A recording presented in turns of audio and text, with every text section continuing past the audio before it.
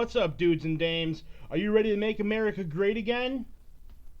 Then let's do it on this all new episode of the Big Ass Podcast.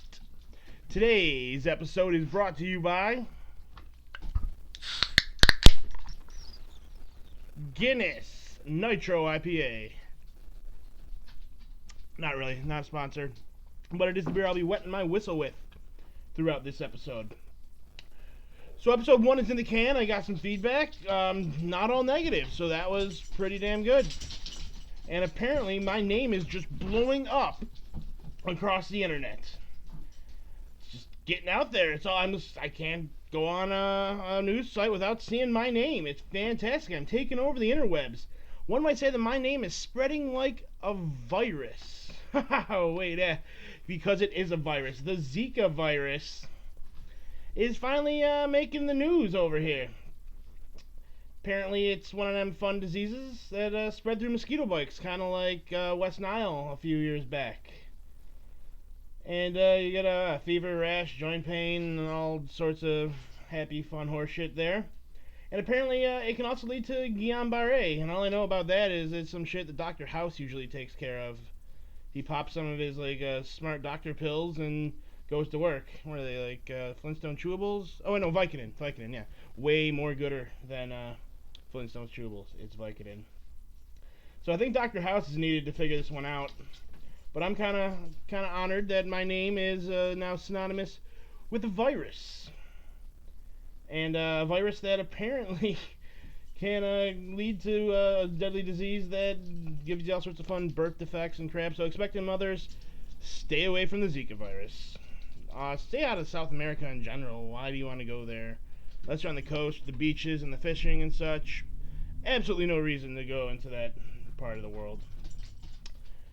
But, so I'm a virus now, so that's fun. Never really saw myself as a virus. Maybe more of a sentient fungus that was slowly trying to take over small portions of the world. But, you know, it's all good. I'll take any publicity I can get. So keep your eyes out for the Zika virus coming to a mosquito near you. I apologize for not recording this yesterday. It's just been a lot of early mornings. Overtime is cranking back at the old working hole, so I'm pounding out 10-hour days. And I'm going to the gym in the mornings. So I'm up at 4 a.m. and off to the gym with the wife. We're doing the morning workout thing. And when I come home on Monday, Wednesdays, and Fridays, I'm spent. So from now on, I think we're looking to record Tuesdays. I will be posting these up on Wednesday, and you'll have Thursday and Friday, and then the whole weekend to get your fill of whatever goodness I put out there. So I know rule 1 of podcasting, consistency is the thing. So I got to get this out at the same day every week. So we're going to be shooting from now on Wednesdays as the target. But what else we got going on? Hey, weather outside my window as I look from the control center, aka dining room. It's raining and windy. This is not winter in Buffalo, but I will take it. I like this weather. Beats snow any day. Can't say so much for the rest of the East Coast, New York City, DC, Baltimore. They got a bit of a blizzard. I don't envy them, but I don't feel bad either, because usually we're on the shitty end of this stick, so let them dig out, let them do their own thing. We're going to sit here and deal with, high winds and some rain droplets in the middle of January, end of January. Fantastic. Fantastic. I am loving it. If this is global warming, give me more. I will take it with a smile, sir. And on to sports. This weekend we had the AFC and NFC championship games. And don't worry, Buffalo fans, Terrific Tom Brady is not going to be playing in yet another Super Bowl, as he failed after the Broncos tried to give him that game on multiple occasions in the last 5 minutes. Could not get it done, though Gronk is a beast, and the Broncos really did try to choke that thing away.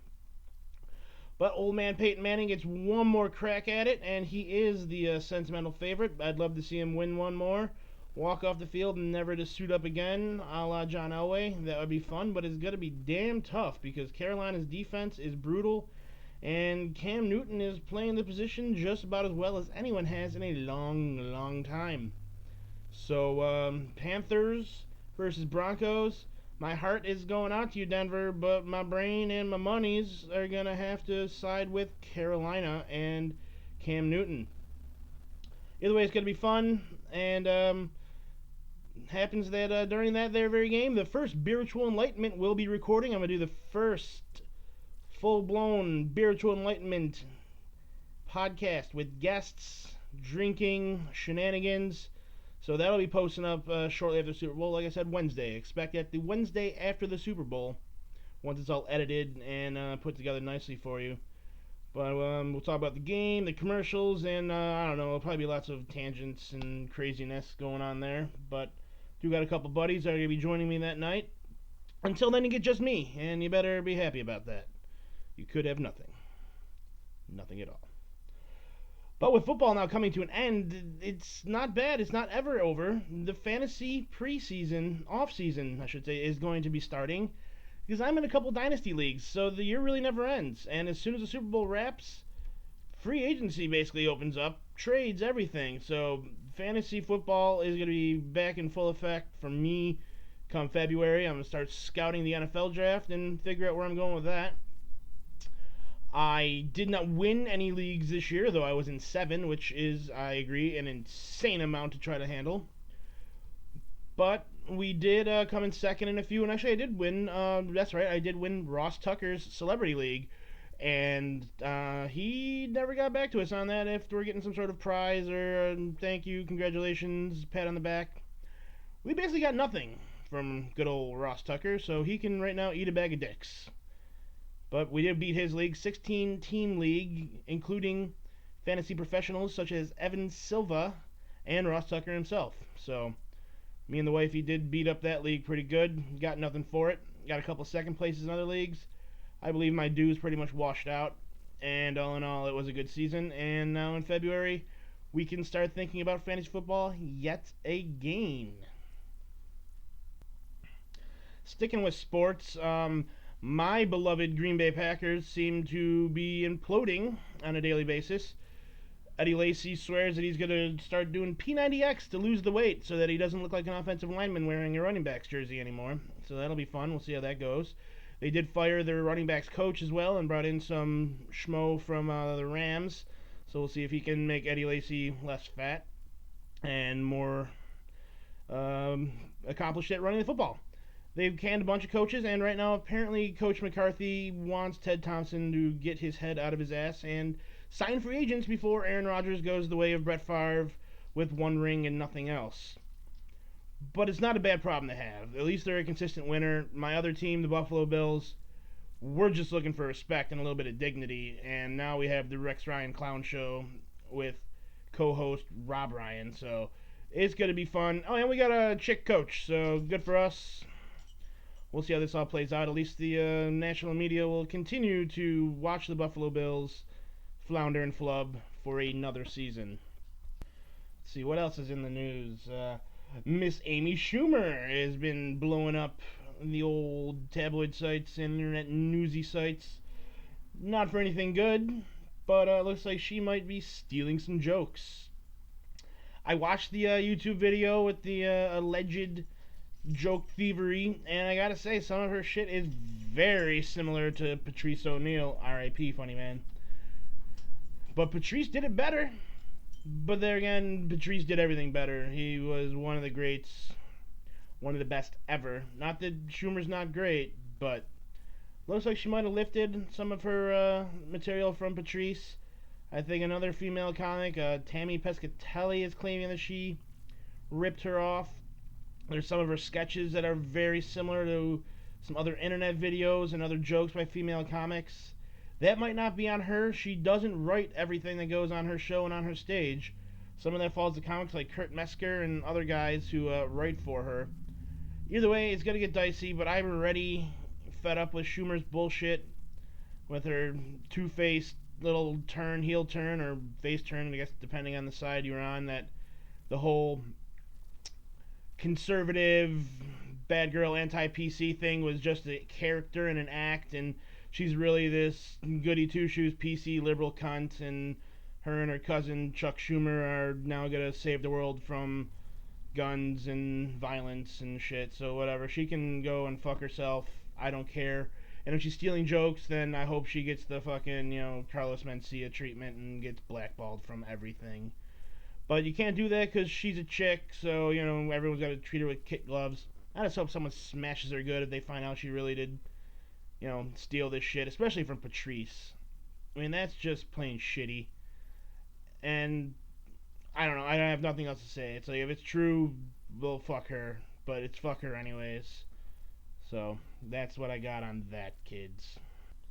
So I went and I saw 13 Hours this weekend with my lovely wife, and that was a really good movie. Surprised at how well it was put together, especially because it was directed by Michael Bay, who is really good at making giant talking robots blow up cities, but not usually really good with story and dialogue.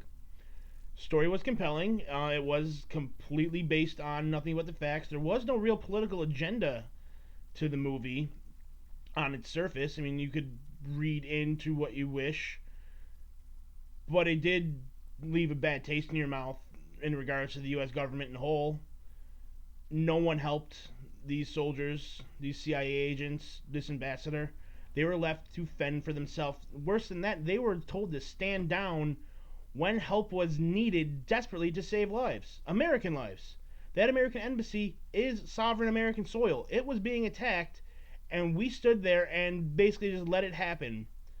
Because now we're this new crybaby PC, everyone's supposed to like us, we're not the bad guys, we're not the world police government bullshit. While out of the other side, we're drone bombing fucking kiddie hospitals and schools and shit on, the other side of that border. So the movie really did make you sick in that regard, but it was really well done for a movie that was running over 2 hours, I think, in total runtime. Good. It was very good. The actors in it, Pornstache from Orange is the New Black was one of the soldiers. The dude who plays Grimm was one of the bodyguards for the ambassador, and it was a really good movie. It was done well. Dialogue was good. The action scenes were phenomenal. I mean, if you like guns, you like war movies, this was a shoot 'em up movie from start to finish, and it left you got a little bit of a man cry. You got a little welled up there at the end. That's allowed. You're allowed to wipe that little hot tear out of your eye when you're done seeing something like this. It sucked. It was rough to watch at the end, especially knowing that we could have helped them, and we flat out refused. We being the United States government, the government by the people for the people. So yeah, we let these men down when they're over there in a country that we really should have nothing to do with. We have no interest over there. The CIA doesn't need to be gathering secrets. Fuck them and their oil. We can drill and dig up our own fucking oil and our own natural gas and everything else we need. So I really don't know what we're doing still in the Middle East, especially in shitholes like Benghazi. But I do know that Americans are still dying on a daily basis in a war that really should never have been fought and then was promised to be ended and then only escalated by the next man in line. I don't want to get too politically heavy on this episode. I probably went overboard last week, but I think that George W. Bush and Barack Obama both are fucking terrible, and they've done nothing but get us involved in a sandy shitstorm that we'll probably never get out of. And because of that, we've created groups like ISIS who fundamentally hate us as people. It doesn't matter how you kowtow to them. They're going to hate you because of who you are, where you were born, and the color of your skin. So, fuck them. But go see 13 Hours. Great flick. And if you can watch that and still pull the lever for Hillary when the time comes, then you're probably a fucking heartless sociopath. Because I think she ran an ad a few years ago that said, who do you want to take that call at 3 a.m.? That call came in for that bitch. And I don't believe she picked up the phone. And if she did, she hung up without taking action. So, go see 13 Hours. Don't vote for Hillary. And, yeah, a great movie, though. And AMC Maple Ridge 8. Great theater. Any of those theaters with the recliner seats makes a lovely viewing experience. That I gotta throw in there. But, good movie. Good movie. Bad Hillary. What else? What else? What else? Let's see. Sarah Palin endorses the Donald. To the delight of Tina Feys everywhere, Sarah Palin gets her nose back in the news and throws the conservative endorsement to old Donnie Trump. This should put him over the hump in Iowa. Ted Cruz is looking like a pretty solid number 2 finisher here.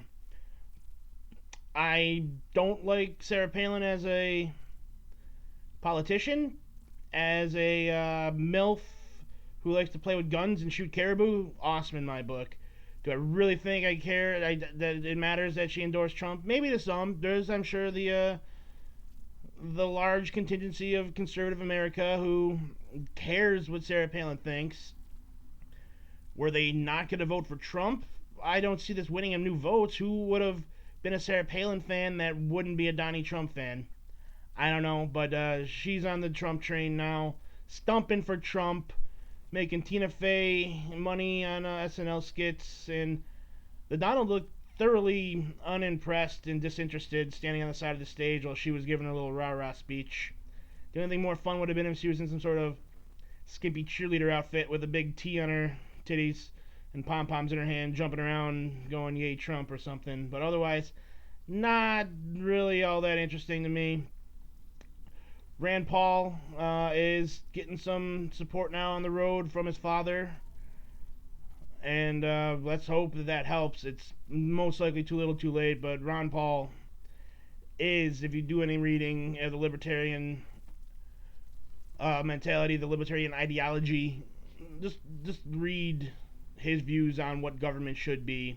It's phenomenal. His son has definitely strayed more towards the mainstream, but let's see what they can do up there. Maybe make it a race. Maybe they'll jump in as a third candidate, but I'm hearing Bloomberg is going to try to do the same thing, torpedo the Democrats. So that's that. I think was there a debate last night, or there's a tonight? The Democrats might be doing something silly. I don't know.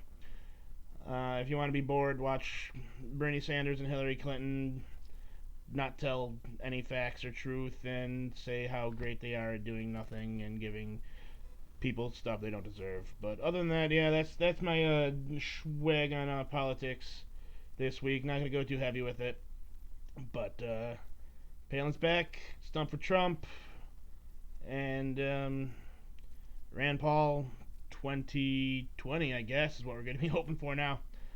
So that's what we got on that, folks. Let's see, what else we got here that's important? Ah, yes. The Lethal Weapon versus Die Hard debate continues. I've gotten some feedback after the first show, and people do have definitive answers either way. And most right now are giving Die Hard the big thumbs up as a series.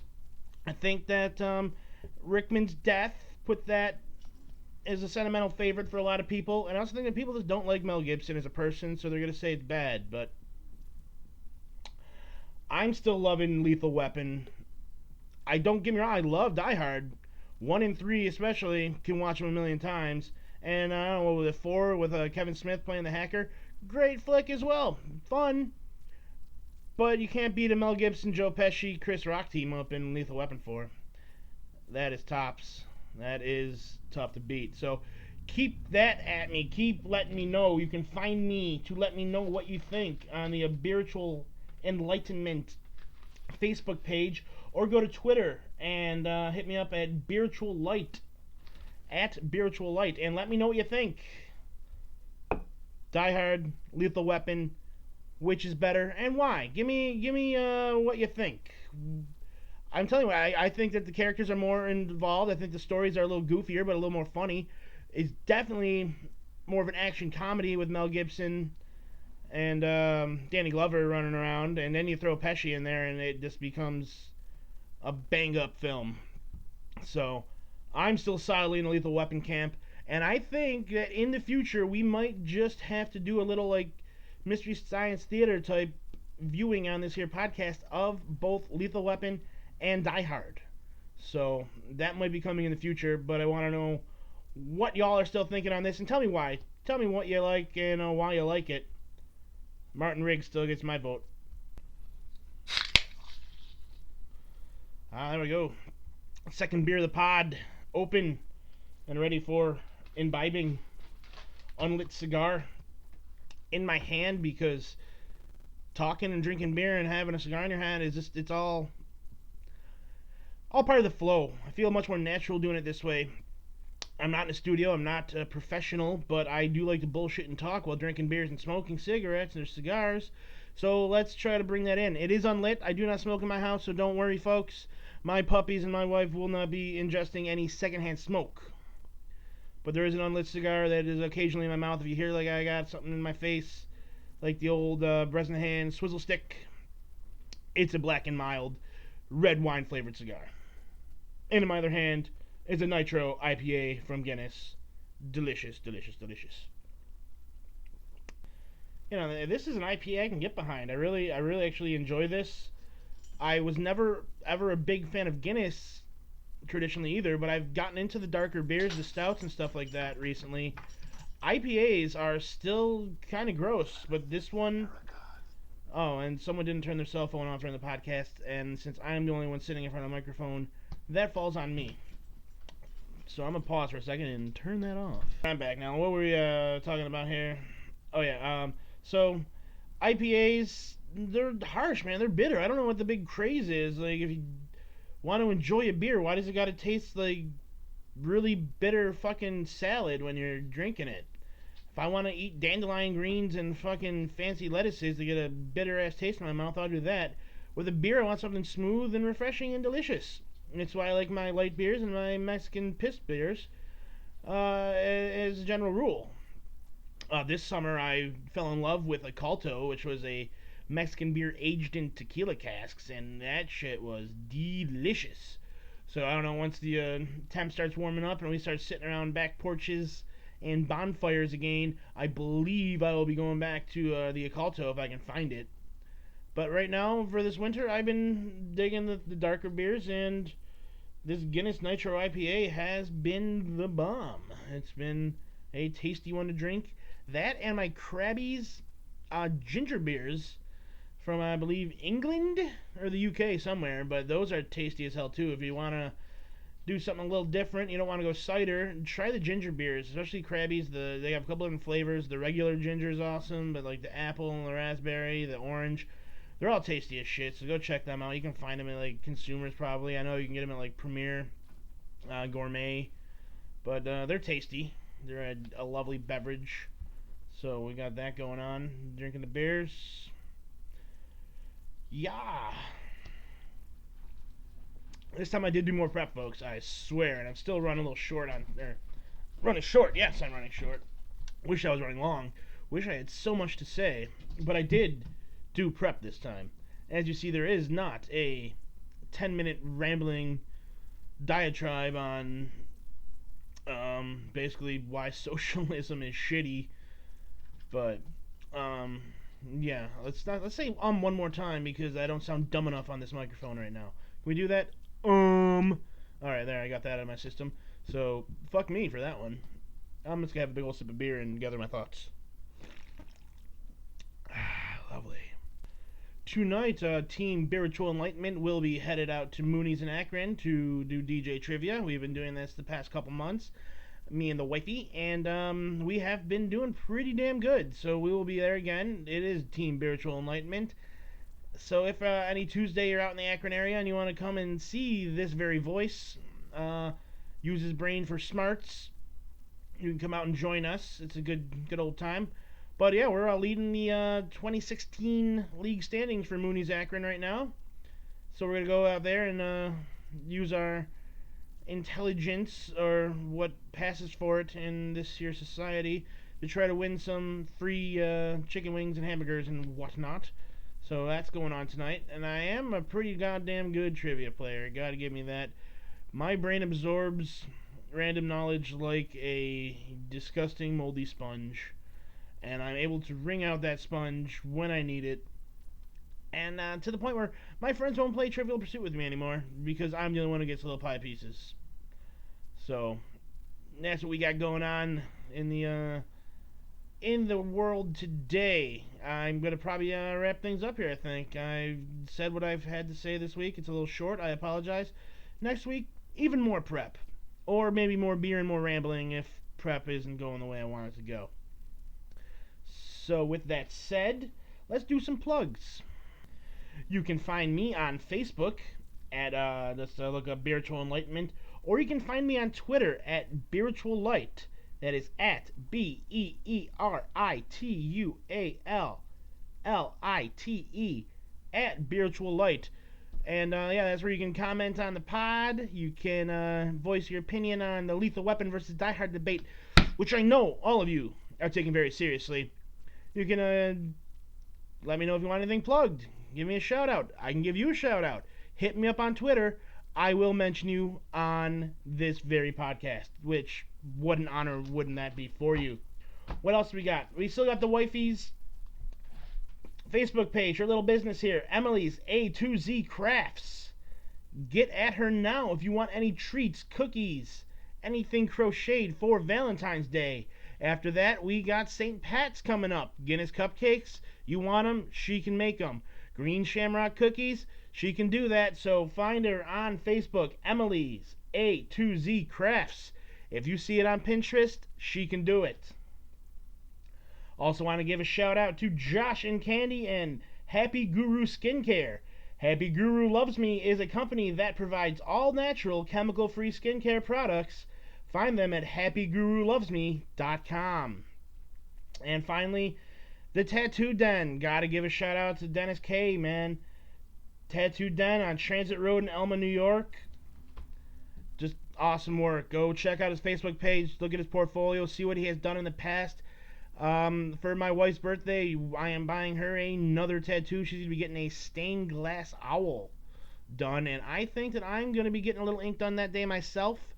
Still don't know where to go. I'm actually down to 2. So here, if you want to hit me up on Twitter again, let me know what you think. Should Dennis tattoo one of 2 things on me? Either the cover of the great Insane Clown Posse album, The Ringmaster, or the cover of the equally great Riddlebox. I'm thinking going black and gray. I think it plays better with the Ringmaster logo, and personally that is my favorite ICP album cover of all time. It's simple, it's evil, it's fun, so that's what we're doing. But hit me up on Twitter and let me know if you have an opinion, or if you just want me to get a dick tattooed on my forehead or something. You can write that on there too, and I'll read it aloud for everyone who cares to listen. So, with that, thank you for listening. Hopefully you'll tune in again next week. We're just getting rolling here. I think I'm getting things a little bit more together. But, and any comments, questions, improvement ideas, just sling them my way. If you want to sit in on the podcast and bullshit with me, we don't have to go half an hour. If we're getting a good conversation going, we can go 45, we can go an hour. But I'm looking to record Tuesday nights after work, Tuesdays. If you want to make plans to record on a weekend, let me know. Spiritual Light will record once a weekend, or once a month on a weekend, I'm sorry. And that one is open to guests. The only requirement is you bring some funny, you bring some stories, and you bring some beer. With that said, be well, stay safe, stay alive, and tune in next week. Peace.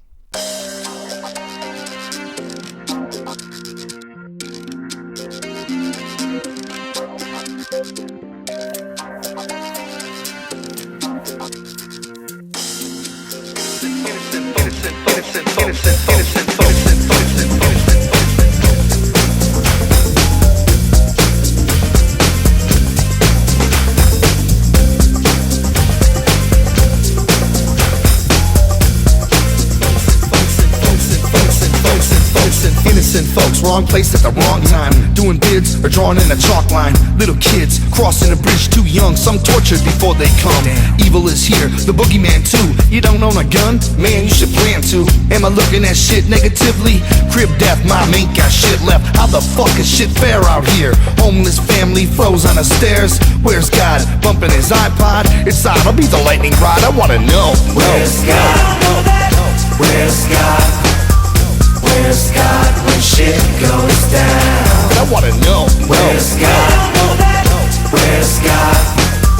Where's God when shit goes down? born, we all being tested, feel me then. So much fucked up shit, where to begin? Some kids are born with a silver spoon, others born with a needle in a world of doom. Little girl found duct tape to break, and the killer escaped. God, give me a break. I wanna keep believing, but it's a struggle. My Jake ain't Jack, Jack will juggle. Drunk drivers, killing Iraq survivors. He can't interfere, then why is he here? At the years up, feeling like nobody cares. Most of us switch gears on him. Cheers, cheers. Where's God?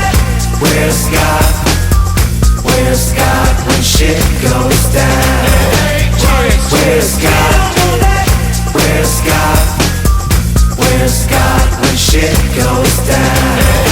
Church ain't fire, everybody dies as the preacher explains it. I roll my eyes, this game, trying to make sense of madness for a ray of hope in a world of sadness. I get it, we all need hope to cope, but collection plate money goes to dope. I cling by a finger and I'll admit it, most of it is bullshit and I don't get it. If he was up there chilling, letting this happen, doing nothing, he'd be in need of a slapping. But we're all clueless to how it works, there are no experts and that's what hurts. Where's God? Where's God? Where's God when shit goes down? Where's God? Where's God? Where's God when shit goes down? There's not an individual who's ever confessed Christ who has not at one time or another said the wrong thing, thought the wrong thing, done the wrong thing. I don't care how saved you are. Where's God? Where's God? Where's God when shit goes down? Where's God? Where's God? Where's God when shit goes down?